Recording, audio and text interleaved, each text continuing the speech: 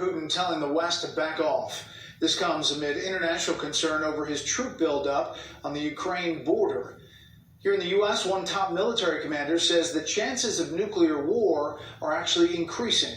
National security correspondent Jennifer Griffin tells us about it tonight from the Pentagon. Russian President Vladimir Putin issued a stark warning to the U.S. and NATO during his annual State of the Nation address to Parliament. I hope that no one dares to cross the red line in respect to Russia, and we will determine where it is in each specific case. Putin spoke as Russia continues a massive military buildup on the border with Ukraine. New satellite images show dozens of fighter jets lined up on tarmacs in southern Russia and Crimea. Top U.S. military commanders warned that new threats facing the U.S. have them seriously worried for the first time that U.S. adversaries may consider using a nuclear weapon as the, quote, least bad option.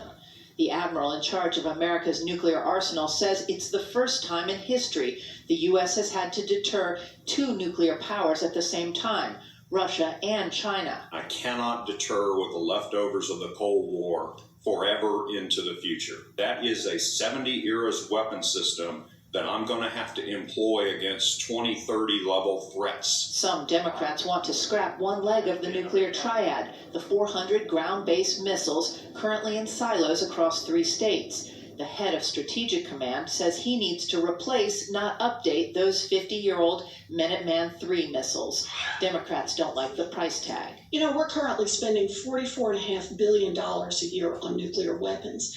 And I know that Stratcom likes spending that money, but I don't. The U.S. stopped keeping nuclear-capable bombers like these B-52s in Louisiana on 24-hour alert in 1991.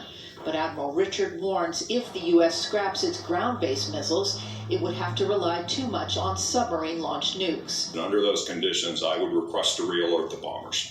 Putin boasted today that Russia will have modernized more than 88% of its nuclear weapons by the end of this year. Admiral Richard says the U.S. hasn't started. Brett? Jennifer Griffin at the Pentagon. Jennifer, thank you.